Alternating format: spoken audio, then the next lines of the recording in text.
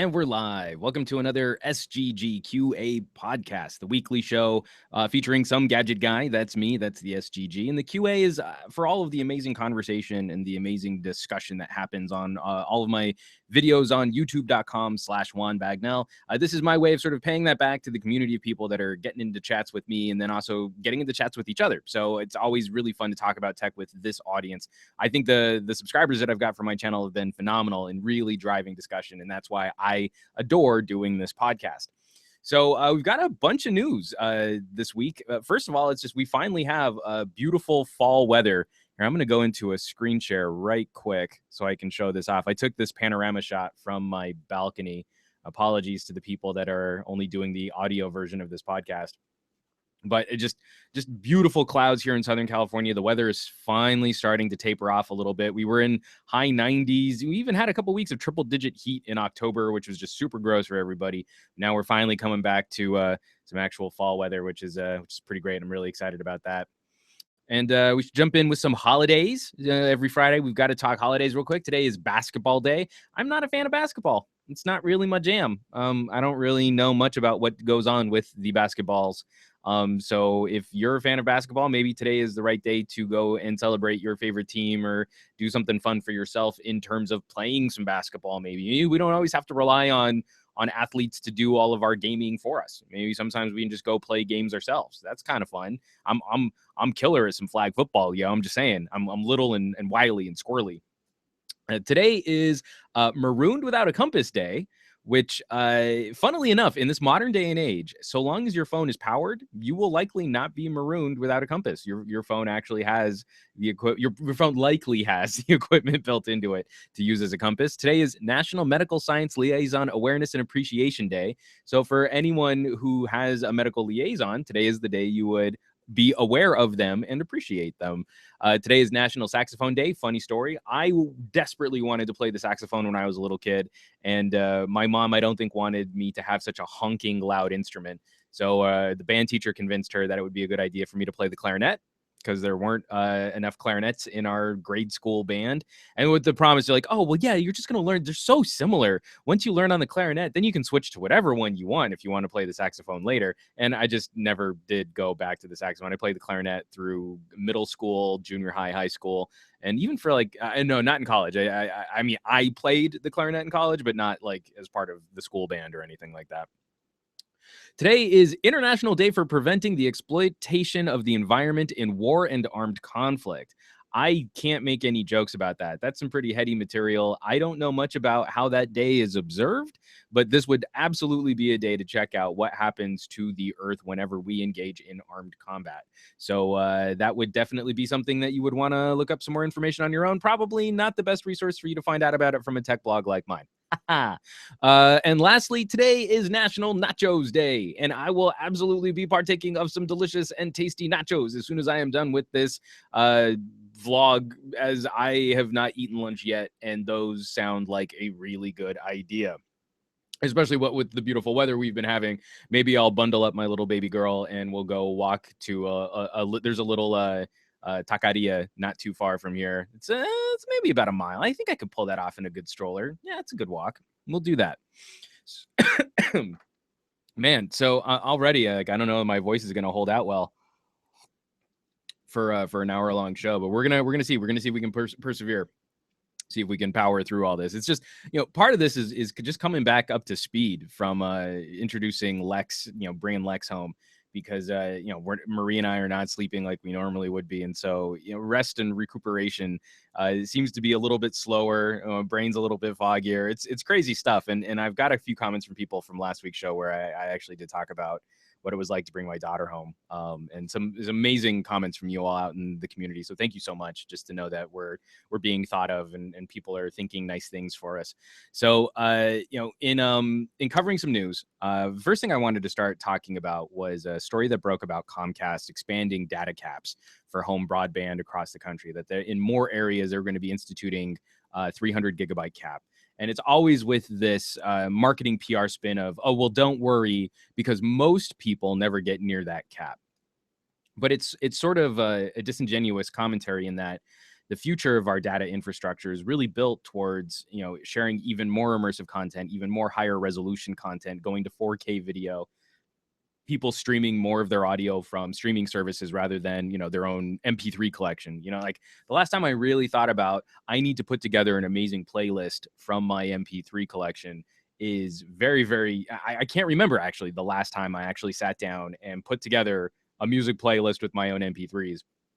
But all of my music is up on OneDrive and is up on Google Play Music. And so I have access to it anywhere I have data, but wouldn't you know it, now I actually have to use data to get to my music collection. When I'm at home on Wi-Fi, that's not a big deal because I'm on Time Warner. I'm not a huge fan of Time Warner, but at least they haven't instituted any stupid data caps in my area, especially for home broadband.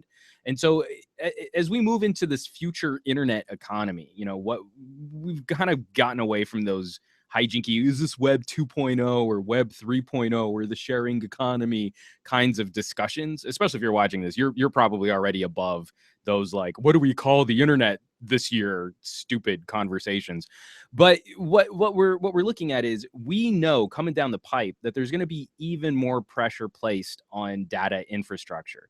A lot of us are cutting the cable ties so that we're not watching TV through traditional cable means or over, like I have an over-the-air antenna for some of my HD local channels, and then it's all streaming services, Hulu's and Netflix's and HBO's. Oh my. So we know that that's going to put a little bit more of a burden on data infrastructure, broadband infrastructure, and we know that that's going to come at the same time that I'm going to be paying my cable company even less. Like every year, my wife and I sit down and we kind of axe another part of our plan, and we're kind of down to the lowest possible tier plan from Time Warner that still has a DVR, and we're seriously considering just taking the next step and getting rid of the DVR. Like any opportunity for us to give Time Warner less of our money, we are trying to examine where we could go with that. So data caps become something of a punitive measure, in my opinion, in that we've always built home broadband on this notion of an unlimited data stream. And now we're watching Comcast make this move and to expand on this program, because it was just sort of a test market program. We're going to test in a few communities, putting data caps in place, and then see how people respond to them. And unfortunately, in a lot of the communities, I feel like they're starting to target first. They're communities that don't have a lot of competition. So it's not like they can leave Comcast to go somewhere else with comparable speeds or comparable service. And two, they're often in areas where I don't think Comcast always has the best plans and offerings anyway. So, if you already reach out to a community that's not that isn't served by the absolute fastest broadband, they're probably already not initiating or not participating on the most strenuous network activities. I mean, I think that makes sense. If the fastest connection you can have in your area is like 20 megabits, peak of 20 megabits, which means your normal speeds usually closer to like 5, you're probably not streaming a ton of 4K video, right? You just don't have the ability to. So then they can look at that metric and see, well, see, they're not even using 300 gigabytes a month, so that's good for everybody. Well, in markets like ours here in LA, where home consumers are relying on their home internet for very professional uses, I can't tell you the number of conversations, especially with actors, I've had where we're all very concerned about upload speeds. It's great when Time Warner is sitting there saying, oh, you can have a 300 megabit download. Awesome. What's the fastest upload in this area? 20. That's not really a great recipe for a professional usage. You know what I mean?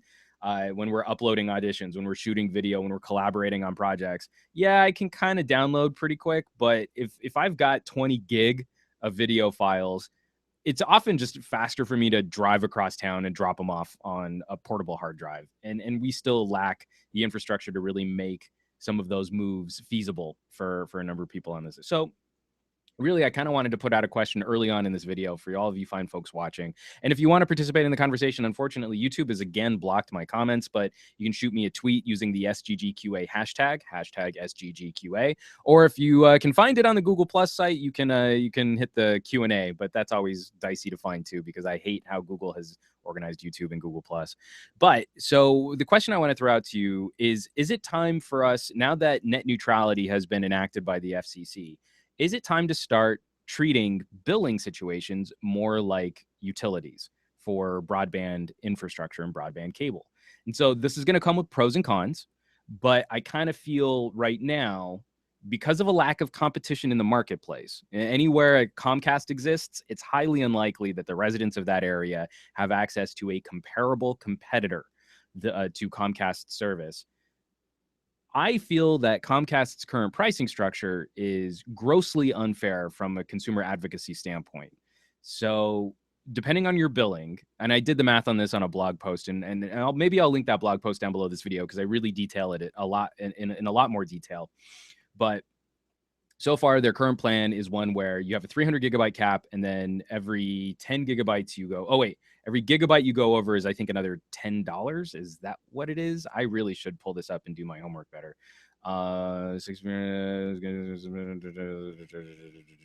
Yeah, I'm not going to be able to find it here. So what they also have, though, what they've also instituted to be fair, to be more fair, is a reduced rate plan. So if you are a customer with Comcast and you decide that, like, hey, I barely use the internet, I'm gonna whittle down my plan so I don't need this 300 gigabyte cap.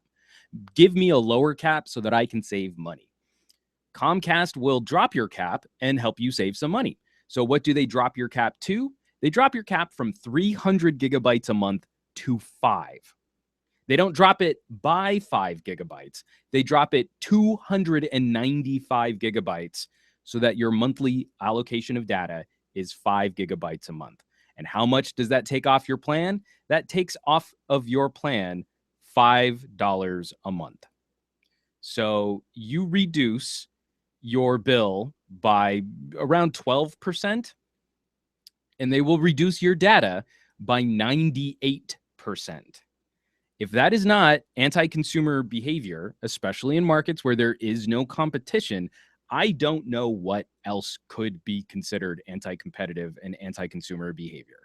And so this has been vilely frustrating in that every community that has better access to data, we see improvements in a number of different areas. This isn't just whether or not you can stream your Netflix faster. These are what are the pipes that are serving schools, and what is the pricing that is going to those schools, to hospitals, to law enforcement. The infrastructure on the ground for a community affects the entire community. And right now, I feel most communities are paying more and more for service, which is falling behind the rest of the industrialized world. And until we get after lawmakers, until we start getting angry about it, nothing's going to change. And so that to me is the question I want to throw out there. In addition to, do we think that maybe pricing on this, or that the FCC should get more involved in how communities are served with their data networks? We also kind of want to take a look at what the future of this infrastructure is going to look like, and how can we better enact policy where I don't have confidence in our lawmakers. I don't have confidence that they fully understand the long-term ramifications of having uncompetitive data infrastructures for their communities. You look at areas that are hard hit by job loss. Well, if they had better access to some of these styles utilities, of some of this style data infrastructure, they might be able to do a better job of encouraging more job markets or more companies to come in and do business with them. We can look at experiments like Chattanooga, Tennessee, where they just rolled out 10 gigabit per second fiber for residents and businesses. So, order of magnitude, hundreds of times faster than what we can get here in Southern California, where we're supposed to be this hotbed of innovation. We've got this sort of Silicon South Beach thing going on. And why would anyone want to do business here if our data infrastructure is so woefully underperforming? I would want to take my business to someplace that has Google Fiber or community funded fiber. So taxpayer funded broadband infrastructure. If I were starting a business today, I would avoid LA, New York like the plague, because there's no way I know I'm going to get fast infrastructure and a consistent, robust infrastructure for a good price. I just know it's going to be crap. So that's my cranky rant this week about Comcast. Maybe we should just make that the cranky rant of the week, as sponsored by Comcast. I don't even want to play with that. The idea of, because I'm already so unhappy with Time Warner, and if I had any real competition in this area, I would jump on it in a heartbeat. I'm waiting for them to kill my internet connection now, just because I've been saying this so vocally on streaming video. But moving right along, the main story that I want to talk about today is actually about smartwatches. I've been a huge advocate for the diversification of information delivery off of our phones for a while now. I've done a lot of work with the It Can Wait campaign through AT&T. I feel that smartphones actually do an amazing job of providing us communication tools and a terrible job of alerting us to changes in our digital environments. We have this sort of crackberry response, which we haven't evolved out of. And I feel it's time to push the boundaries on how we can get there. And really, this is kind of coming about because we're approaching that full year cycle again for Android Wear, and I think it's an important time just to kind of look back at where we've been with smartwatches and where we're going with smartwatches, and to see if we're really making any progress or if we're really just sort of replicating the same problems that we've had on other sort of accessories initiatives. Because I think we kind of get caught up in these cycles a lot. So when Bluetooth headsets were a big deal, they were first super expensive and then very much a business or a luxury item that only a few people could legitimately afford. And it was at a time when smartphone usage wasn't as widely adopted as it is today, let alone smartphone. I mean, just cell phone usage in general was much lower. And so this audio device comes in. It's a wireless hands-free device. And then it quickly became a ubiquitous device. Everyone was wearing this thing sticking out of their ear, to the point where then it became extremely unfashionable to be sporting your Bluetooth earpiece. And while there are still plenty of companies making very high quality Bluetooth earpieces, we don't see the same proliferation of the wireless hands-free kit. And I tend to not wear those one-eared solutions at all anymore. If I'm wearing anything Bluetooth, it's usually a full pair of headphones. So what I think is interesting about watching that life cycle is I think very much that could be what happens to smartwatches, is that they start out as sort of a very kitschy, geeky thing. Then they go through sort of their fashionable phase. Then they become a bit more ubiquitous, and then they die on the vine, or they rot on the vine, and they become very passe. And I think that window could happen really quickly if we're not careful. Or maybe it should happen really quickly, because then we can hopefully get to other ways that we can diversify that screen experience, get information off of our smartphone screen so that we can or interact with it more organically without blocking our natural senses. That to me has become the big talking point. How do we interact with information services without blocking our natural senses? And the smartphone is actually a pretty terrible solution for a lot of interactions. It requires your full visual acuity. It requires often two hands to manipulate the device or to hold the device and use the device. So your tactile attention and your visual attention is focused on something. And then often your audio attention is kind of being pulled in that same direction too. So three of your most valuable senses are being used to operate this glowing rectangle. Most of the time, you're just sitting in your office, you're sitting at home. That's absolutely fine. You're out walking around, you're operating a motor vehicle. That's terrible. And then also, it can get in the way of other social interactions, like, hey, I'm just out to dinner with friends. And then you look around and every one of your friends has their face buried in a glowing, it's being illuminated, sort of like flashlight, scary story style from their smartphones up at the dinner table. And my personal experiences with smartwatches have been super positive for covering the basics. That once I move notifications off of my phone and onto my wrist, I seem to interact with other people around me a little bit easier. I have an easier time, understanding what information is coming to my phone. That to me is worth the price of entry all by itself. And I don't know of a modern smartwatch released today that does a bad job of handling that. So for me, anything else is gravy. As long as it does an amazing job, as long as it does a tactically good job of serving up my notifications, then the other features are just sort of fun. And maybe I interact with them, maybe I don't. So right now, this is all coming about too, because I'm spending some time with the Huawei watch, which is just fun to say. I mean, really, pause this podcast and just say it like 3 or 4 times in a row. Huawei watch, Huawei watch, the Huawei watch.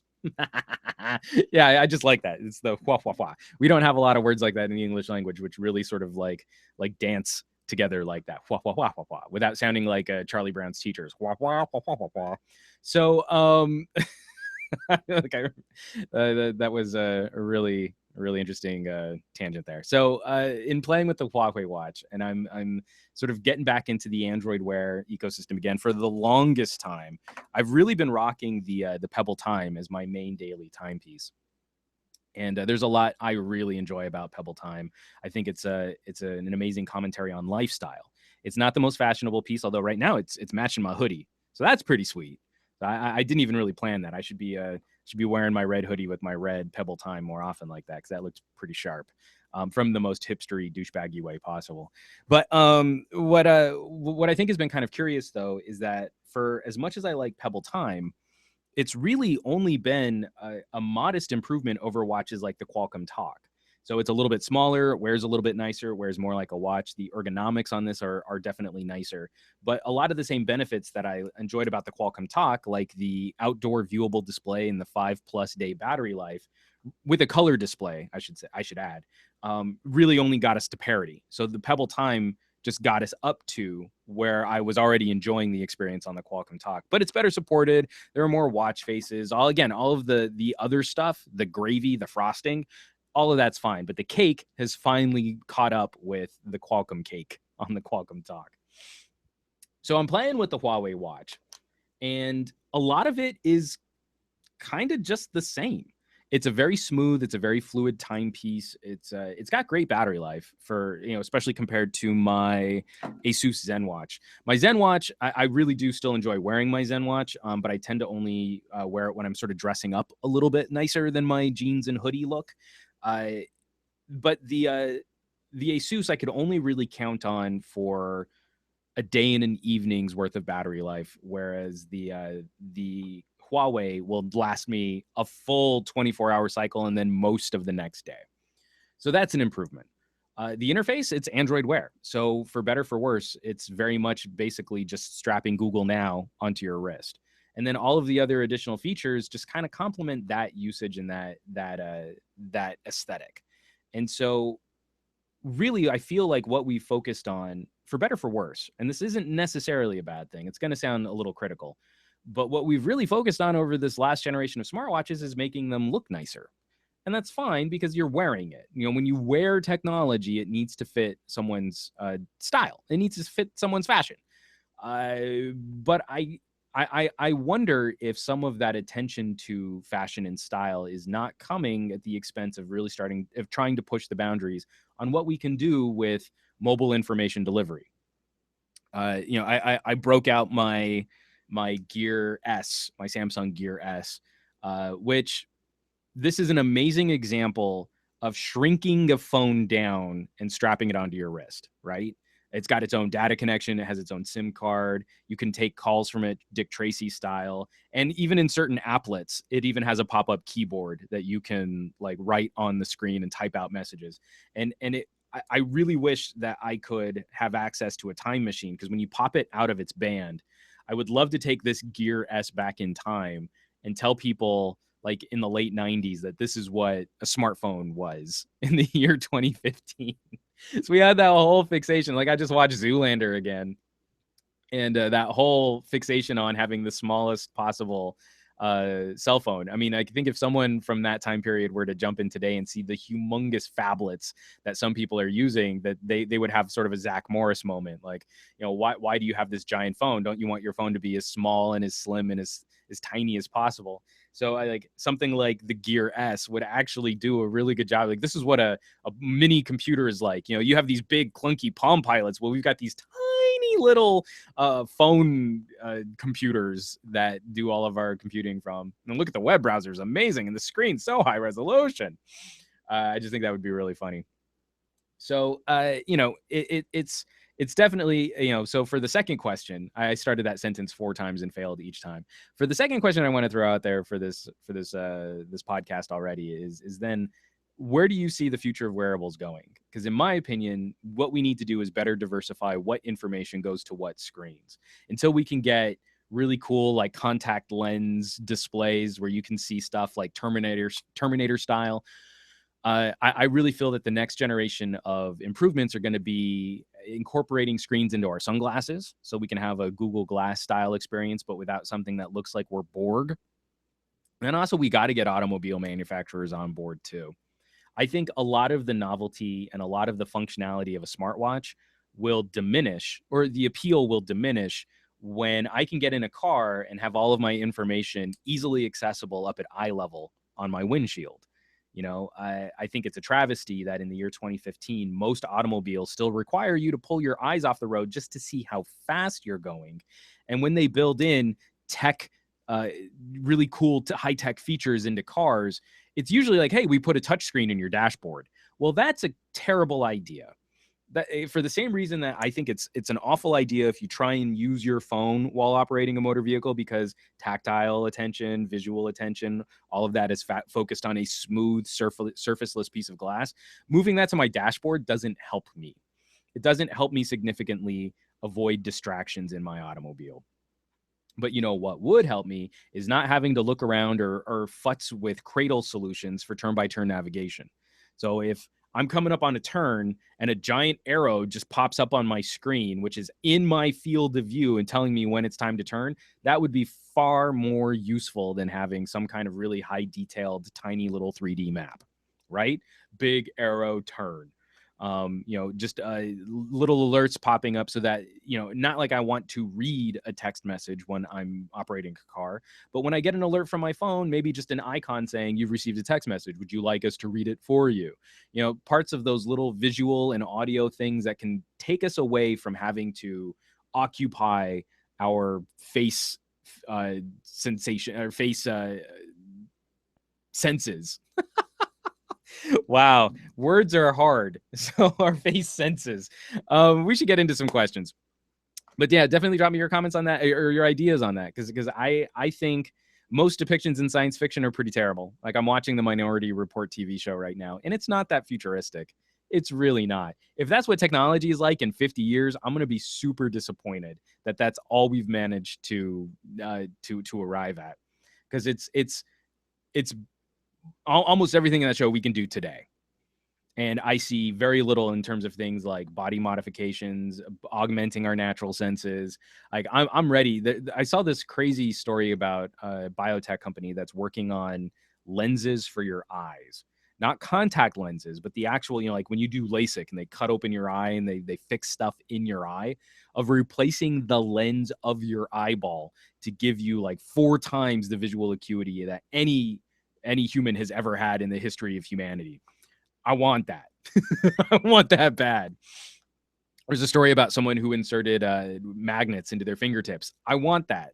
I want superpowers, even if they're really mild, innocuous superpowers. I want that. So that's, to me, where like technology is going to go. I know a lot of people are worried about things like actually plugging directly into the brain. I don't know that that'll happen in my lifetime with any great degree of success, or at least not in a way that I might be able to participate with it when I get old. If I get crazy old and then they're coming out with brain computers, I might not be a viable candidate for something like that. But that doesn't mean that there aren't a number of different ways that we can improve upon our interactions with technology and better incorporate them into our daily awake lives. So, moving right along, we've got some great comments. So first off, just starting with last week's show. Last week's show was as rambly and as crazy and as befuddled as this week's show is, apparently. And I can actually, I'm sorry, I'm a little distracted. I can actually hear my daughter sort of crying in the next room, and my wife's taking care of her right now. She's so cute. Oh my God. So first comment comes from Kyle Ruggles. And we were talking about the HTC One A9 and then some of the issues regarding design and style, because there's some of us that are a little anxious or a little cranky about how similar the A9 looks to phones like the iPhone 6s. And Kyle writes, the A9 looks pretty sweet. And yes, it does look like the iPhone, but basically every company out there takes cues from others. So with an exclamation point. He's very emphatic about his apathy. He writes, look at the OnePlus X, looks a lot like the iPhone 4. I'd actually like to see both side to side just to compare. But at $499 for the A9, it's either that mid-ranger or a flagship Nexus 6P. Agree with you that it may look like an iPhone, but it won't take any of the users away. If HTC is copying Apple, then why not just stick with the original? And so that became one of the most eloquent write-ups, but a lot of people were sharing concerns like that. So for a number of people coming in saying like, oh, well, Apple copied HTC first. And I had a whole rant about how I didn't really believe that to be completely true. But that did become a major talking point again in the concerns that we have for a company like HTC, where the brand identity, the sort of consumer notion of what HTC is as a company, is one where they're a little bit in trouble. They're not going to disappear, I don't think, over the next year, but we're very concerned about the next couple products that they put out. Hopefully, we can find a company that'll find some momentum again, because this is a company we as tech geeks care about passionately. Maybe not because we're so in touch with each individual product, but they were a company that was very influential in the beginnings of the consumer smartphone market. We would hate to lose that piece of history. We would hate to lose that company to market forces like, it's just not sexy enough, or it's not iPhone like enough. We want to see them push boundaries. We don't want to see them just become another manufacturer who does the same things everybody else does, blah, blah. And because I know I've had a lot of people on my channel concerned about where Samsung is going with the Note 5 and the S6 Edge Plus, losing things like memory card support or swappable batteries. Those are features that I think a very minority population of the Android marketplace actually take advantage of. But for the people who do use those features, they rely on those features. So to see them start disappearing is troubling. We're not afraid yet, but that's not a trend that we would want to see just completely walk away with features that we care about. So thanks for the comment, Kyle. And yeah, it's just kind of funny. Like, pricing really does play such a huge part in what we are concerned with and how we value those things. Because the A9 at like $299, I think everyone would be flipping out. This is the coolest phone ever. The A9 at $500 is a little bit more difficult to get behind, because we still do care about things like specs. Apple can have a totally reasonable conversation about a phone and never deal with specs. Android, you can't do that. Android users, you have to care about specs. So also from last week's show, I got this comment from Gabe Maestas, who writes, fantastic channel. Your videos are fair and informative. Thank you, Gabe. I always, you can get just about anywhere with a little flattery. And I especially love how you encourage your audience to think deeper about technology. I think a lot of tech reviewers have lost their excitement for technology and label anything new or different as gimmicky until it becomes mainstream, and then they're all about it. Yes, even techies get stuck in their old ways, and I appreciate that you don't do that. Keep up the good work, and congrats on the new baby. I'm so excited. I got a baby. So, I wanted to bring that up, not just because it was super flattering. I like sort of tooting my own horn. So toot. But one of the things that I've been a little concerned about also in this is the number of tech reviewers who seem to review tech because they feel they have to keep reviewing tech. There's been a major shift on my channel where I've started talking a bit more about content creation or I'm talking more about content creation, not, replacing phone reviews and tablet reviews and stuff like that. But I've noticed, like, that's the kind of stuff that I've become a bit more passionate about, is becoming an advocate for consumers to improve the quality of the content that they make. I think we're coming up to another amazing opportunity for people to make their own stuff. I was joking around at the beginning for the National Basketball Day. You don't have to sit and wait for someone to make something you would enjoy. We now live in an age where even your phone is capable of making content that you and other people might enjoy. And I really feel like that has become a major talking point. I want to celebrate that. I want to encourage that. I want people to be excited about that, as opposed to always just passively consuming other people's stuff. And it would be maybe the greatest compliment I think anyone could ever pay me would be to say, I watched some of your videos and then I turned your videos off and I went and shot my own videos because I thought what you did was cool and I realized I could do it too. I would not be producing videos today if it weren't for a few people who were very influential as I was coming up as a podcaster and as a show producer, both in the world of Hollywood, because I do come out of sort of traditional legit media, and then also in the digital space. I mean, like, I got to throw a shout out to Jeff Kanata. When I started producing a movie review show, on a whim, I sent it to his Totally Rad Show email address, and he shared it with his followers because he thought it was worth sharing. And that to me has become a major hallmark of the pay it forward style community, for the people that really do this, who really care about this, and they see someone who's passionate about making more media, we get excited about that kind of stuff too. And we want to share that with other people. Because at one point in our careers, someone got excited about our stuff and shared it with their followers. So that to me, and also it just speaks to other crappy things too. Like, how many times have you fired up an unboxing video and someone's just sort of taking a box, and we're gonna open this box and we're gonna see there's a piece of paper, and there's like a stuff, and here's a charger, and you can charge your phone with stuff in the box. You can kind of like move stuff in around, and you can see there's a wrapper. Here's some earbuds. I bet they sound great. And so there's the new phone. There's no excitement there. There's no passion there. They don't care. They don't care. The only reason unboxing videos are fun is when someone is super excited about cracking open that box.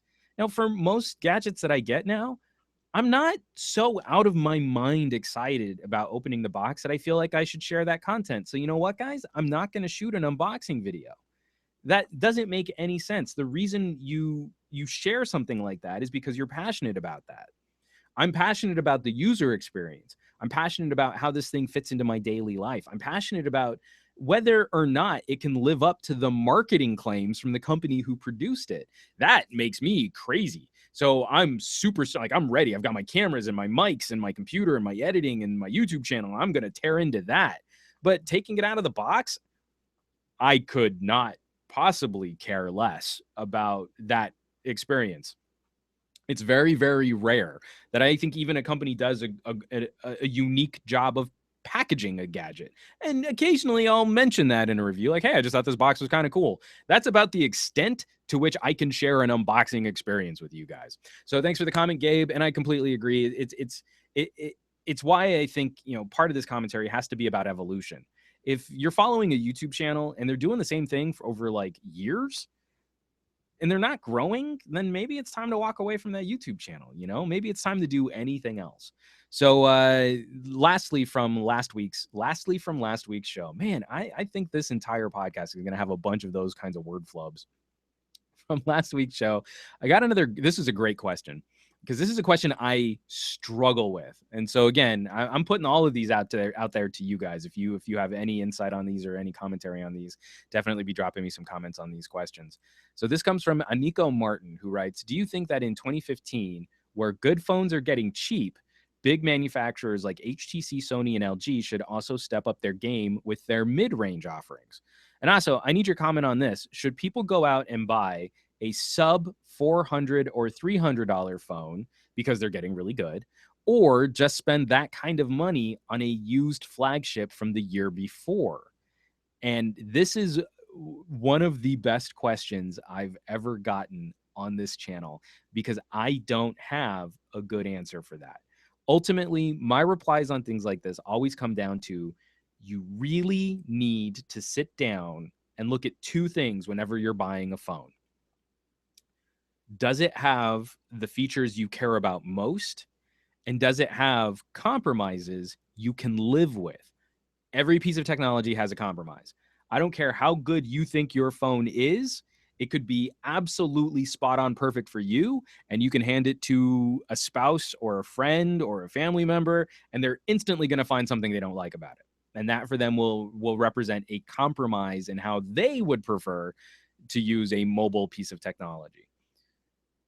The mid-range market has been a very dicey proposition for a couple years now, in my opinion. I would say starting with the Galaxy S3, because it was really around then we still saw this proliferation of the crap mini phones, the HTC One Mini, the Galaxy S3 Mini.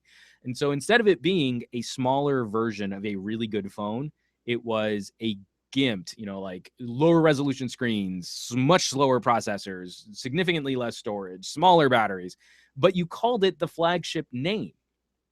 I have a huge problem with that. At least in Apple's case, they did have the 5C, but we can forget about that because they kind of gave up on that experiment. But with Apple, it's always last year's flagship is the mid-ranger, the 2-year-old phone is the free phone, and now they've got a regular size and a large. At no point has Apple continued producing purposely gimped phones just to reach lower price points. The 5C wasn't even really that bad of an experiment because it was basically just taking the aluminum off of the iPhone 5S, or was it the iPhone 5? I can't remember.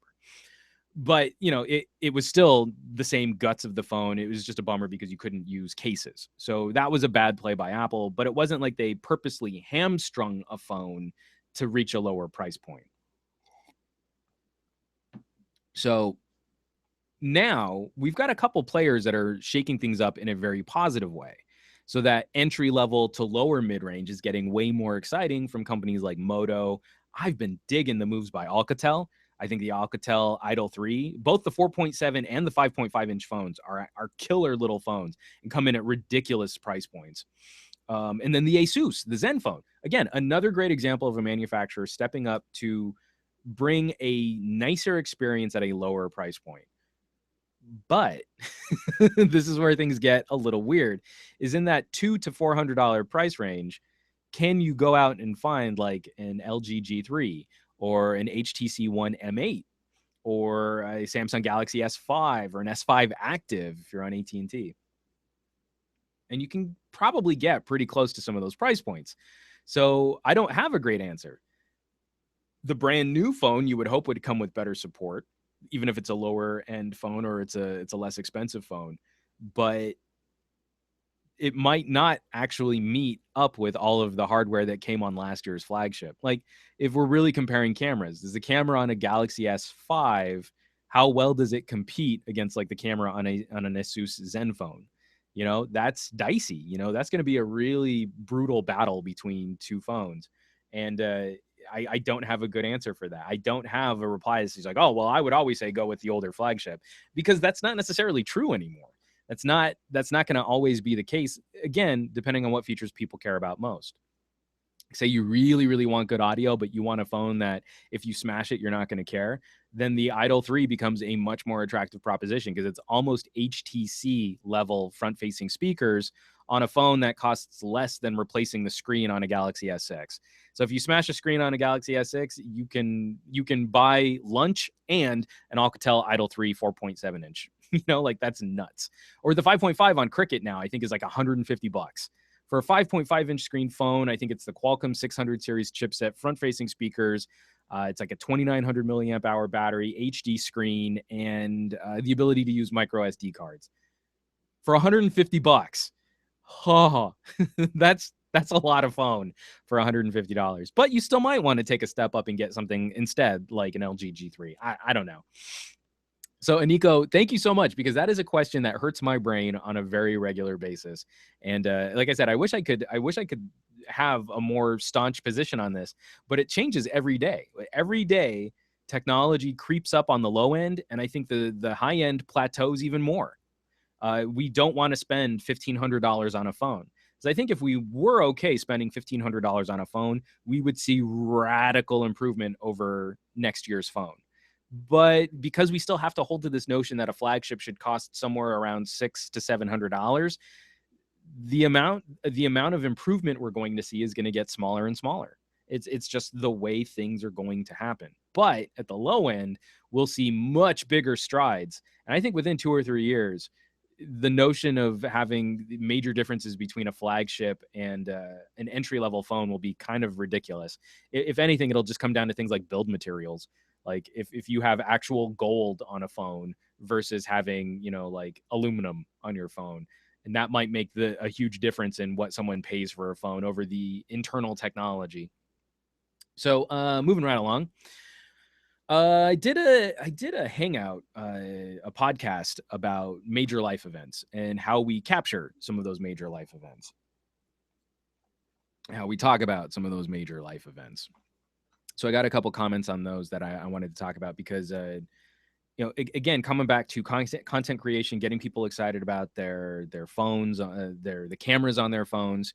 It's something where I feel like we need to be treating these tools with just a little bit more respect. Even on an entry-level phone these days, the camera's actually pretty good compared to where we were even just a few years ago. And to not treat that experience with respect, I think, does a disservice to the people who might rely on those tools. Like the only camera a person owns is the one bolted onto the back of their phone. We don't need to be spending an inordinate amount of time, dismissing these cameras. Anyway, So I got this comment from Opu of Bengal, who writes, the price of really good point and shoot cameras really outweighs their usefulness for an average consumer like me.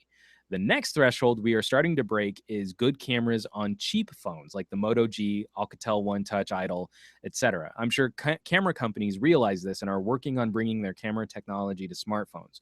It would be really interesting to see a company like Canon build a custom camera module for an OEM. And I completely agree. But unfortunately, I don't think it'll come from Canon or Nikon. I think they are so entrenched in their traditional photography business that they won't recognize how the market shifts around them until it's too late. I kind of feel like Canon and Nikon represent an old world technology viewpoint that got companies like BlackBerry in trouble. When BlackBerry was king of the smartphone hill, they did not recognize the threat that the iPhone would pose to them in bringing consumers smartphone capabilities.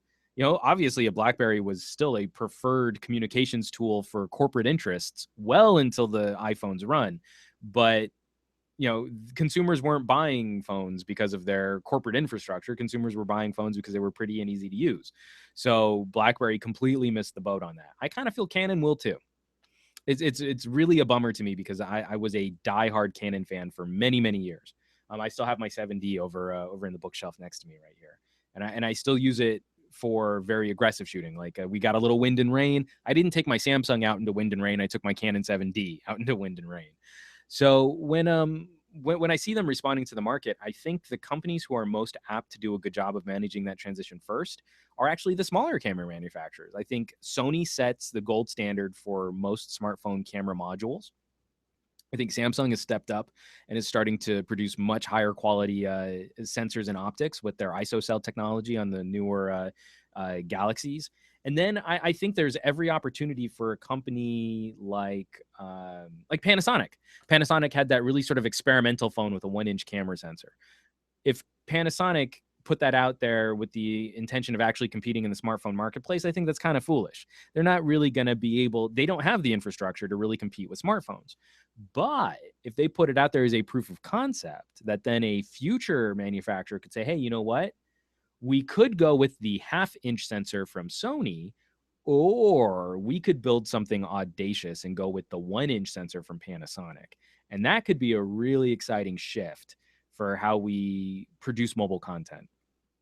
I think a 1-inch camera sensor phone could be amazeballs. So that's really where I think we'll see some excitement happen. I think it's very unfortunate. I don't think it'll happen from Canon. I don't think it'll happen from Nikon. I think instead they will try and keep their product lines as separated as possible. Think just how long it took a Canon camera body to have Wi-Fi built in. Wi-Fi radio management, not hard. But for a long time, they kept forcing this idea. If you have a Canon DSLR, you need a special battery grip to plug into the butt of your camera to then enable, Wi-Fi farts. That makes no sense. Then you would turn around and look at a Sony, an Olympus, a Panasonic, a Samsung, and I was like, yeah, sure, Wi-Fi is built in. Of course, Wi-Fi is built in. In fact, we have Wi-Fi, Bluetooth, and NFC, so you can just tap and pair and then listen to music on Bluetooth headphones through your camera. The market ran like screaming away from what Canon was doing with their accessories market. And I just see they're so slow to respond that I don't think they're going to get there until we already have better solutions than what they can offer. So next up, we got a comment from Lava Java. And Lava Java writes, now we need good reviewers like you. Thanks again. Flattery will get you anywhere. To drive home the point to OEMs that while they are producing better and better cameras, we need more and more battery life and more expansion to store all these huge files. New cameras require that we go back to replaceable batteries and SD card expansion. My philosophy is that we don't buy any phone from now on that doesn't have replaceable battery and SD card expansion. End of story. I hope you agree and pass this on and on and on in every review. So here's the deal. Everything needs to be balanced, right? So if I'm doing a review on a Samsung and it doesn't have a replaceable battery and it doesn't have SD card expansion, I need to figure out who that phone is for. I can't in good conscience say buy or don't buy. That's not really my job. In fact, if you're watching a bunch of YouTube videos where the person's saying like, absolutely don't spend money on this and under any circumstance, or they're trying to sort of position their favorite phone against the phone they're reviewing, then I feel that they're kind of compromised, right? I don't think they're doing a good job of reviewing what a device is. They're reviewing what it is not. And it's not their favorite, so it's not worth it for the money. And I think that's toxic. I think that really does a disservice to the conversation. So I'm looking at a Samsung, and I don't actually have a Samsung within arm's reach. Oh, yeah, I do. Here we go. So here's the my Galaxy S6 with my really cool carved case. It's a really nice wood case. I have a review on that. And so this has an amazing camera on it. It really does. I mean, Samsung cameras are phenomenal. They're very, very good. But it's pretty limited in terms of battery life and no micro SD card expansion. So if someone comes to me and says like one of their primary needs on a phone is a top tier camera solution, this might not be one of my top picks for them, because even though the camera module is amazing, if they rely on this out in the field and they don't want to step up and spend $200 for like a 128 gigabyte version of this phone, then the infrastructure for capturing and storing that data is compromised. You know, like if you don't have the space to store all of those amazing high megapixel camera shots or UHDs in the videos, then I don't know that I can recommend that. And so Lava Java, while I maybe might not be quite as stark in my commentary as I feel you are with your comment, I think the most important thing people can realize is brand loyalty probably doesn't serve consumer interests as much as people think it might. I got the Samsung, and the Samsung was great, so now I'm a Samsung guy, and I'm just going to buy Samsung forever. I really feel people still need to sit down and examine what the competition has, what their alternatives are, what bang for buck you get, and then vote with your wallet. You know, if a feature like a removable battery is important to you, you need to be willing to put up with other compromises. So, you know, I've been sporting the LG V10 as pretty much the main phone that I reach for every day now. But there are compromises on this phone. I love that I can pop the battery. I don't do that very often, but I love that I can do it. I love that I can pop in a memory card, even though it has 64 gigabytes of storage built in. I haven't maxed that out. I've now moved everything over to the memory card for when I'm shooting video and stills, and then I can leave the device storage free for apps, and then more sort of semi-permanent stuff like my music collection. Now, this doesn't have the absolute best outdoor viewable display. You know, if you look at this phone screen in direct sunlight, it's not as nice as a Samsung screen. But I am willing to put up with that as a compromise because it has other features that I care about more. And so that to me becomes the most important component. Is it's not just, does it have the features you care about? Does it also have compromises you can live with? And then vote with your wallet. Don't stay with one brand because you hope that they'll get better with the next generation. Or, you know, I'll buy the Note 5, but then I'm really curious to see what they do with the Note 6. Don't do that. You know, look at what your alternatives are. I have a video comparing the Note 4 against the Note 5, and I get comments every day on that video from people who are very concerned about that as an upgrade path. And that a lot of them are thinking, they haven't made up their minds, and they're asking me for advice, but they're thinking about staying with their Note 4 because they're concerned about some of these features not migrating to the Note 5. And then there's also the anxiousness of, is this how Samsung's going to be forever? Will we never see micro SD cards come back to a Samsung phone? Will we never see removable batteries? Will we never see IR blasters to use as universal remotes? Are these things gone forever? And that puts a little chill on a brand that a lot of people were very passionate about. So thank you very much for the comment, Lava Java. And then lastly, I just got, this is pretty quick so that we don't have to spend a lot of time on this, but Shrimp Po Boy, sounds delicious right now. I am stinking hungry, man. Shrimp Po Boy writes, do you prefer to take photos in 4:3 or in 16:9, and why? And congrats on the baby. I have a baby. So Shrimp Po Boy, I think this is really interesting because we kind of get locked into certain ideas. And some of those ideas really sort of, I think, hamper our growth as artists. And one of these things is, you know, like, what is a preferred aspect ratio? And I don't look at aspect ratio as something that I hold to as a rule. I look at aspect ratio as what was the right aspect ratio to tell the story that I needed to. This is why I was very frustrated with Instagram for the longest time, because I think telling stories in squares is terrible.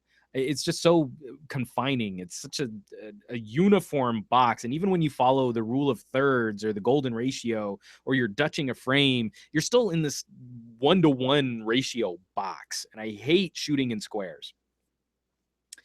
So that doesn't mean, though, that maybe I don't need a square-ish rectangle, So if I'm shooting 4x3, or if I want to print an 8x10, like maybe that was the right format to shoot my photo in. And sometimes the right format is 16:9. But I think 16:9 can look a little silly when it's viewed in portrait. It looks good on our phones because our phones are 16:9. But when was the last time you really thought about printing a photo in 16:9? And for a lot of us, we typically don't look at photos in a very sort of almost 2-to-1 ratio, wide field of view for the vertical. We typically don't do that. So really, when I'm playing with different smartphone cameras, what I tend to do is just shoot at the max resolution of that camera, regardless of aspect ratio, and then I'll crop to tell the story that I want to tell. So on the iPhone still has the same boring 4x3 image sensor. So it shoots a very square-ish frame. And then once I have the photo from the iPhone, I crop out what I don't want. So I can either make it 16:9 or 21:9, or super ultra widescreen if I want to do that. So on Android cameras and on most Android cameras now, most of them natively shoot 16:9. So I'll shoot from the full resolution of the phone, 16:9, and then if I want something a bit more squarish, I can cut the sides off the photo and end up with something a little more 4x3 or GASP 1-to-1. So thanks for the question. For me, it's more about what do I imagine the end result is going to look like, and then I do that in editing. I don't necessarily do that in composition because I don't want to be stuck if I made the wrong choice, so if I'm really thinking, oh, you know what, this is actually going to be, I kind of want this to come in a little tighter. It's going to be 4x3 and I shoot in 4x3, then that means if I really want it to be wider, I can't make it wider. But if I start wide and I use the full resolution of the camera sensor, I have the most editing potential from that point on. So moving right along and talking about iPhone stuff as I sip on a little bit more water.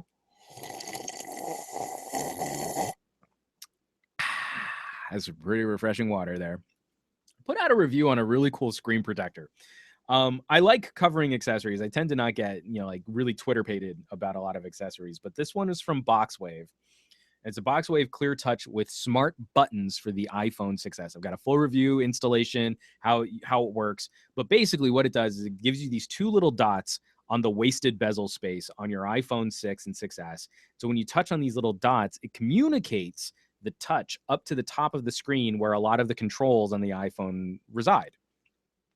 Really cool idea, because we have, again, tons of wasted bezel space on the bottom of an iPhone. I think this is super inelegant now, just considering what Apple tends to prioritize as design, just to keep this home button in place. And Apple's never going to give us other buttons. Like, we're never going to get a back button from Apple, but you can add additional controls so you don't have to reach up to the top of the screen to touch something. You can kind of position the phone so you can always have that bottom edge easily accessible, and then you can hit those controls from the top of the screen using this protector.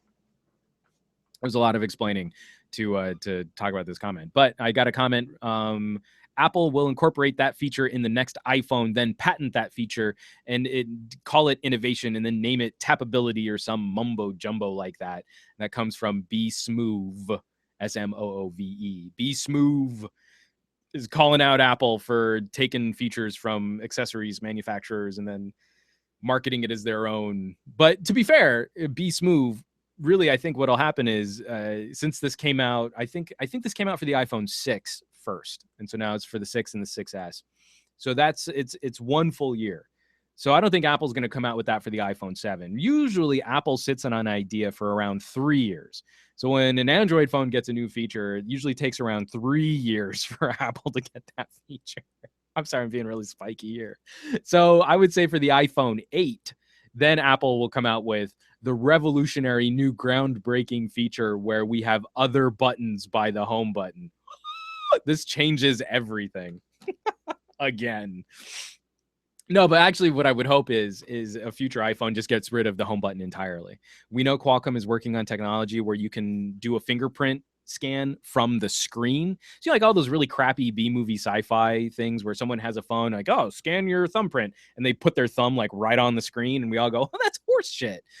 That's actually being worked on. So we might have that in time for an iPhone 8. And so I would hope by the iPhone 8 that they're able to get rid of all of the front bezel, or almost all of the front bezel, maybe just leave enough for your FaceTime camera and your earpiece.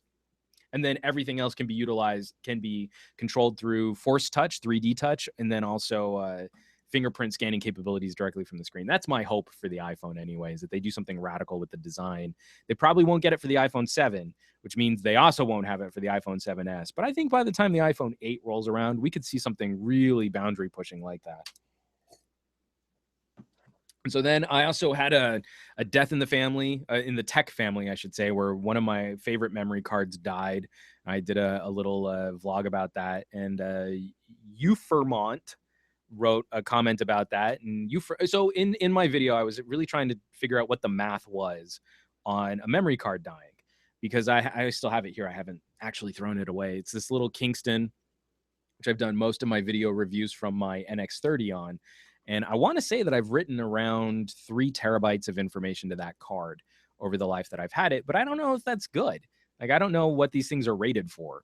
So Eufermont writes, I have 4 dash cams running 24/7 with 32 gigabyte class 10 micro SD cards that record for around 8 hours, then recycle over the older footage again and again. And the micro SDs will last for around 6 months, no matter the brand. That's about 550 full erase write cycles before they die or become unreliable. Not very durable for the money. I would imagine a solution like that, especially if you have 4 of those going. So every 6 months, you have to replace 4 memory cards. That would get kind of pricey. So even a decent class 10 card, 32 gig, that's going to be around $20. So every 6 months, you're spending $80 for these dash cams. I think that's definitely sort of in keeping with what my experiences have been in burning out this Kingston here. Just that's because that's also not only is that aggressive usage, it's also constant. So yeah, I would be very surprised to see, like, oh, I've got a memory card that's lasted me for like 5 years and I record 24 hours a day on it. I don't think we will ever have that kind of robust recording technology in flash memory. Moving right along. So I've got one more comment here and then we can wrap this video up, because I know we're getting on to about an hour here. And so my V10 camera review is the most comprehensive review of the camera found on the V10, available on the interwebs. And I got a comment from Virtual G. I mean, he's like a real G, but he's virtual. So, he's like OG, but he's not like for reals. He's like AFK G. Nah, man, I'm Virtual G. Yo. I don't know if that, I'm BSing that right now. So anyway, Virtual G writes, thanks for the great review. You helped convince me that the V10 is not fully baked. I'm all about aperture priority on my DSLR, but that's a device with ergonomic controls. On my cell, I might appreciate the ability to occasionally dip into a well thought out manual mode, but I don't want that to have to be the rule. The V10 has a metering problem, and in your video, it's very clear if you don't ride the exposure compensation, you're going to overexpose. I think it would have been useful to see if details could be rescued in RAW, but do I really want to Lightroom my cell phone photos? I'm not sure. Let's see what the V11 will bring. So, Virtual G.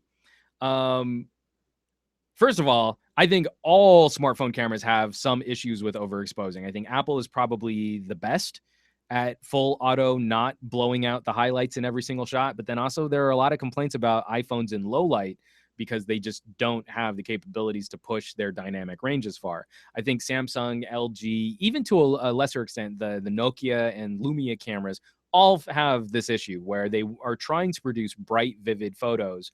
And so they push the exposure higher than I think they really need to.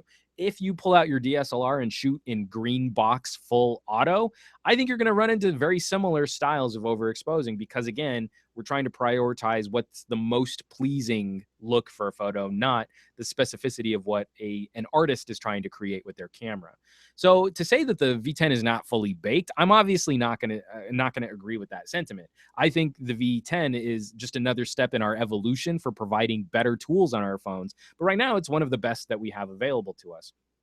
Again, we can't do things like control the aperture on our phones.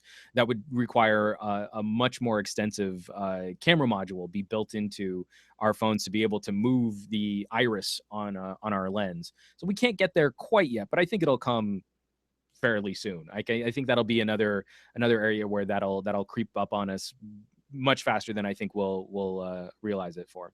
But so when we're talking about things like overexposing or whether or not we're going to ride the exposure, I guess the last thing I kind of want to touch on is this notion that like, oh, I don't want to put my smartphone photos through Lightroom. I've had a couple photos on my phone that I actually did want to run through Lightroom.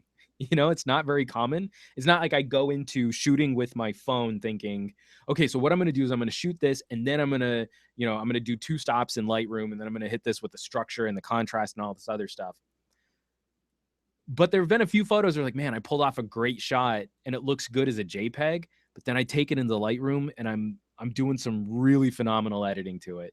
There was a photo of my daughter in super low light that I ran through Lightroom and I rescued about a stop and a half, and I turned it into black and white and it got really crunchy and really vintagey looking. And just, oh, it looks so cool. It's a little baby girl looking up at me in black and white, super dark conditions. And I pulled it off with my phone and rescued it in Lightroom. So, it's not that the tools are ever going to supplant the larger image sensor sizes on mirrorless cameras or DSLRs, but I wouldn't shut down the idea that you can't do some really cool editing and produce some really cool results from a smartphone camera because you're afraid of like, oh, I have to do all this work on my smartphone photos. Even something like the new version of Snapseed for Android phones will now process raw images. So you can do some raw editing, not a ton, but you can do proper exposure compensation. You can't do noise reduction. That's the thing I want from them the most. But you can also preserve structural detail and contrast and tint and hue, color information. It's actually pretty decent for quick edits on the go. So before we hit this week's CTA, this week's call to action, I've got comments. We got people writing me from the Q&A. So I'm really excited about this because everyone's asking about whether or not I'm going to shave. So the title of this video is "Damn, I Need a Shave." Because I do, and in keeping up with my hygiene, in caring for my daughter, I haven't just sat down to take time because I usually do my own haircuts, is what I'm saying, and I definitely need a trim because I'm getting really scraggly. And so instantly back to back, I got from Best Tech Guru, "Are you going to shave on live TV?" No, because I don't want hair all over my office. And then Mike Check comes right back with, "Hey, you should do No Shave November." And maybe that should be my excuse, is I'm going to grow out my really scraggly beard and say, oh, no, it's charity. No Shave November is why I am looking like a Sasquatch going through puberty. So in talking about tech stuff, Philip S.J. writes, what do you think of BlackBerry's venture into the Android space? And Philip, I really, really wish I had more of an opinion on it, but I haven't had any chances to play with the Priv. I don't think it's going to be much of a savior for BlackBerry because I think any manufacturer that walks into the Android space now is basically going to become just yet another Android manufacturer. And what we need to look at what are the ways that companies can build up a consumer fan base over years. And I don't think that BlackBerry has years of patience left. In fact, listening to them talk about splitting out their corporate solutions from their hardware division, these were all things that we wanted to see BlackBerry do years ago. And then people got cranky or afraid that BlackBerry was going to walk away from smartphones. They needed to be a services company long before now. And I don't think they had compelling offerings that they were willing to let live in the market long enough to rebuild their fan base. I think you look at a lot of tech and it's really on a 3 or 4 year cycle. You have to know that you're going to lose bad in the marketplace for around 4 years. I think the Surface is a great example. You brought out a new product. Customers don't like new. They don't understand new. But Microsoft stuck with it, and now Surface is, I think, a $3 billion a year brand growing year over year ridiculously fast. And now people are actually excited about the Surface Pro 4, 4th generation. Now you start to have customers on board. They know you're going to be in the marketplace for a while. You're not just experimenting. You're not just going to disappear. You can provide good support. You can provide good software. So even if BlackBerry made the world's best Android phone tomorrow, I don't think anyone will care until we see world's best BlackBerry Android phone version 4. And I think then you'll have a fan base. Then you'll be making money again. But I don't think BlackBerry has the patience for it. I don't think they've got the fortitude to stick it out, to ride it out. I think their investors are way too short-sighted. I think their board is way too next fiscal quarter. And if they don't see immediate gains over the next, 3 months, then I think they're going to start flirting with something else experimental. And it'll just reinforce why someone shouldn't have purchased a BlackBerry in the first place. And they're like, oh, now they're talking about some other harebrained scheme to get my money. It's a good thing I didn't buy that BlackBerry Priv.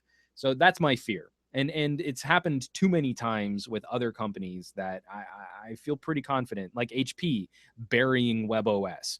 That could have been a really great third place competitor.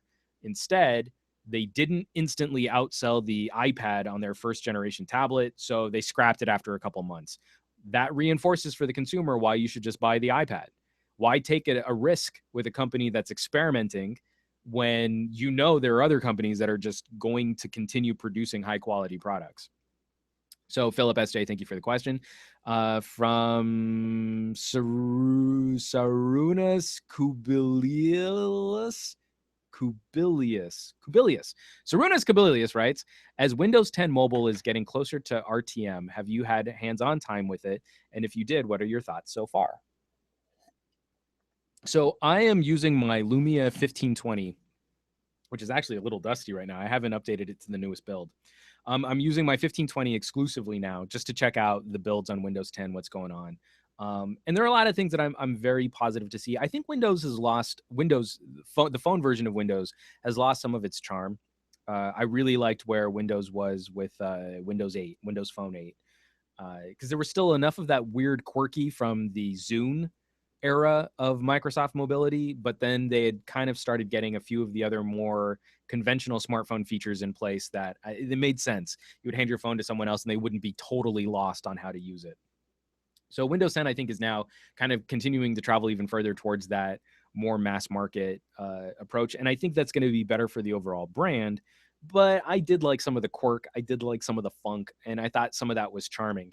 The biggest problem still isn't with the operating system. I think Windows Phone 8 is still one of the most elegant UIs I've ever used.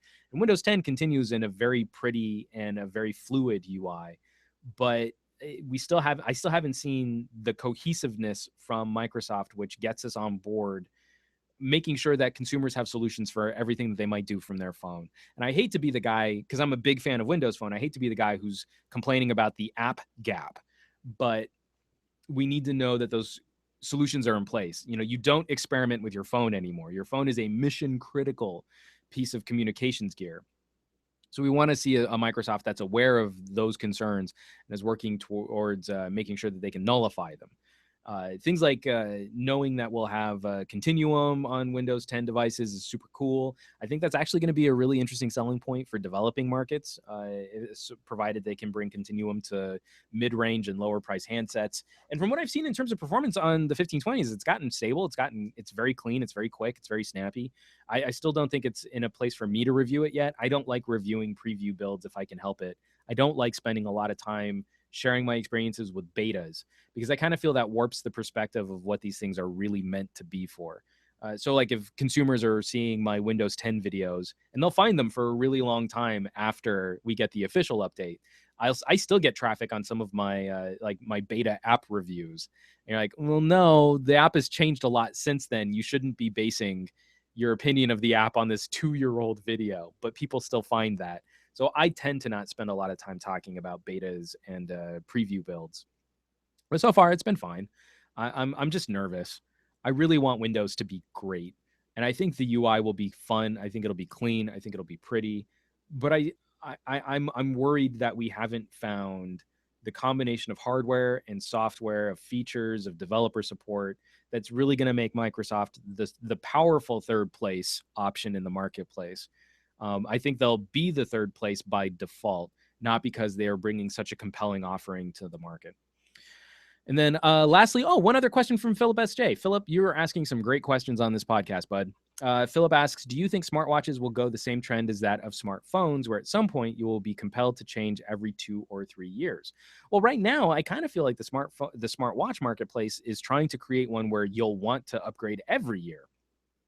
And I think the smartphone marketplace was for a while they're trying to really convince people like, oh, you want to upgrade year to year. I think it's safe to say that smartwatches will never be legacy items.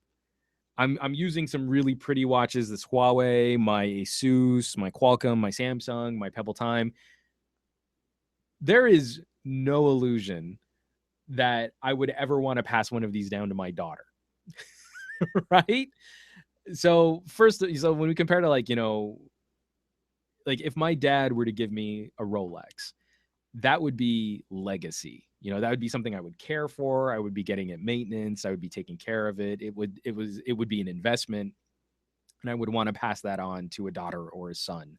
So smartwatches already don't have that going for them. So compelled to change every 2 to 3 years, I think these will become a bit more disposable, but I really do. I feel like they will be likened to Bluetooth earpieces and headsets. So when you were out there trying to buy Bluetooth earpieces, how many people were really using them for more than 3 years? I want to know. I'd be curious to know how many people were really using them for more than a year. And I think now that we see the behavior on them is sort of chilled and that people don't really look at them as being their primary way of calling on their phone, that I think the same thing will probably end up happening to smartwatches. But I hope that when smartwatches kind of die as a solution for moving our notifications, that once they die, that they'll have been replaced by something else. Again, like bone conduction audio on sunglasses that also have screens built into them. That I think would be amazing. Like if I have my Ken Coles here, like I put on my Ken Coles and there's like a screen in here, and maybe these are the earpieces are thicker so that there's a bigger battery, and then off the earpieces like bone conduction audio pads so that the audio can go directly through my skull and not block my ears. I'd be fine walking away from smartwatches. I'd be fine walking away from most of the interactions on my phone in day-to-day life. If I could just put on a pair of glasses that connected via Bluetooth or Wi-Fi, and then I had all of those same controls there too. So thank you so much for everybody who was watching live and dropping off all these cool questions and comments. I'm sorry that YouTube is not giving me comments live from my video feed, because I know there are people dropping me comments. I'm getting notifications on them. I just can't see them until I stop broadcasting, which is so frustrating that YouTube can't figure this out. But I do want to leave this week off on a call to action, your CTA this week, because this is something that might impact how I produce future podcasts and some videos on this channel. And again, as I've been talking a lot about content creation, I want to become an advocate for the tools that we interact with, that consumers have on day-to-day basis to produce their own content. I'm kind of curious, one, how do you go about sharing your work? Even if you're a professional, you're semi-pro, if you're a complete amateur, we all have access to distribution channels, right? If we want to talk about this like some fancy business term, I've got my production suite here, and then I've got built-in distribution channels for sharing with key demographics to synergize discussion over brand identities, blah, blah, blah, blah, blah. So how do you go about doing that? And is that something that you would like to see me tackling more on this channel, talking about, that type of relationship with how we produce content and how we share content? Because what I would like to do is maybe start doing like a photo of the week or a video of the week. So if you're sharing your content with me and you're hashtagging it, say SGGQA, that maybe once a week I'll pick not only my favorite comments to talk about on the show, but then also share some of my favorite photos. So you tag me on Instagram, you follow me on Instagram. There's a link below this video where you can follow me on Instagram or on Google Plus or on Flickr or any of these other photo sharing services, and you share a photo that you took with your camera. That's something that I think I would like to start promoting. It's something that I would like to start sharing with my audience on YouTube here. So definitely drop me some comments below on that and all of the various questions that I've talked about. And I think as I've talked long enough on this podcast, so it's time to wrap it up. First of all, I got to send a shout out to archive.org. Archive.org is an amazing service, which is trying to back up the internet. And more so than supporting any of the other sort of cultivated utilities like Wikipedia, whenever I donate to an organization online, more often than not, it's Archive. Because I think we don't have a great idea of how fragile our digital content is. You go back to like a website, if someone stops producing on a website, that content just evaporates. That's our internet history. And there are very few places where you can legitimately go to save some of that content. And I think Archive does an amazing job as a resource for giving us perspective, giving us history for things that are kind of temporary. And so they are the backbone of the audio version of this podcast. I am saving my podcast on archive.org servers, and I can't thank them enough. So I would highly recommend going to check them out. You can find crazy stuff on Archive too, like old films and concert recordings and other people's podcasts and web shows. I mean, just it's a beautiful service, and I would highly recommend people engage with archive.org. Also, I'm excited to say that the SGGQA podcast can be subscribed to the audio version on a number of different services. You can find us in the iTunes podcast directory. You can find us on Player FM. You can find us on Stitcher. The most recent episode is on SoundCloud, but SoundCloud is terrible for archive, so it's only the most recent episode is on SoundCloud. And I'm excited to share with you all that moving forward with Google's new podcast directory, that I've already been approved for the Google podcast player. So for the Google Play Music podcast directory, you will find the SGGQA Tech podcast there too once that goes live. I just got the confirmation a couple days ago, so I'm super excited about that too. And lastly, I would not be able to continue producing these podcasts and these shows if it weren't for your support. So either by hitting the fan funding, there's a little pop-up that's going to hit this video. You can support directly that way. You can shop via my Amazon affiliate links. Or you can support my sponsors. You can grab yourself a Loot Crate and save yourself 10% by using my Loot Crate promo code. A really cool Geek and Gamer subscription box service. Last month's crate was all about time travel. It was an amazing crate. There was Back to the Future stuff in there, Doctor Who stuff in there, an amazing Bill and Ted's Excellent Adventure t-shirt, which I wore on last week's episode. Fantastic service. I absolutely love every month when a black crate shows up on my doorstep, chock full of cool Geek and Gamer gear. Or by you can also support this podcast by grabbing yourself a free audiobook from Audible. You go to audibletrial.com/SGG. You can get a free audiobook on me. You don't have to do any business with Audible after that point. You get a free trial, sign up for the free trial, cancel the free trial. But I will, you will be supporting the show by doing business with Audible. It's an amazing service that my wife absolutely adores. When she was not on maternity leave, she was listening to audiobooks during her commute because she had a crazy long commute. Audible totally saved her sanity because she loves to read, but her commute would take 2 hours out of every day, there and back from work. So to keep up with her books, she was relying on audiobooks, and the only service that she stuck with was Audible. So major thanks to the sponsors that are supporting the show. And then also just for all of you fine folks out there dropping comments and sharing my videos. When you bring new people to this discussion, it helps this channel out tremendously. And when you do, you've also been doing an amazing job of only bringing cool people to this channel. We don't want douchebags, right? I can't tell you how amazingly emotional I've been about the number of people that have been policing the comments on my videos and sort of stepping people away from just straight out flame bait. The number of amazing disagreements that I've seen in the comments on my videos where people passionately disagree with each other, but do so respectfully. And that's why I created this podcast, was to celebrate that tone of discussion, that there wasn't a right or a wrong. It's all shades of gray. It's all perspective, and it's all subjective.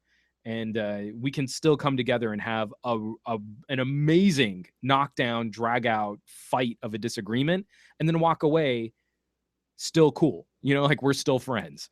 So, that as you guys have been not only supporting this channel, participating with this channel, and commenting on this channel, that as you've been commenting between each other, that it's been with this really amazing focus on furthering the discussion of technology and furthering the discussion on nuance. And everyone has gotten smarter for it. Everyone has gotten better for it. And I can't thank you enough, because it's been beautiful to watch. So, folks, that wraps another SGGQA podcast. Make sure you subscribe, make sure you participate, make sure you share, hit that thumbs up button, and I will catch you all on next week's show.